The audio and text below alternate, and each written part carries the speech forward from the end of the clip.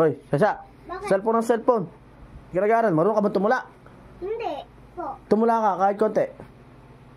Hindi po ako sanay. Hindi ka marunong tumula. Ha? Ako ay Pilipino. Ang dugo ay purong-puro. Hindi mahuhuli sa iba ang husay at talino. Sa pangukong ilong, tatak Pinoy ito.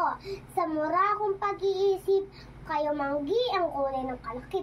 Kaya ang wika ko ay wika mo sa larong Pinoy.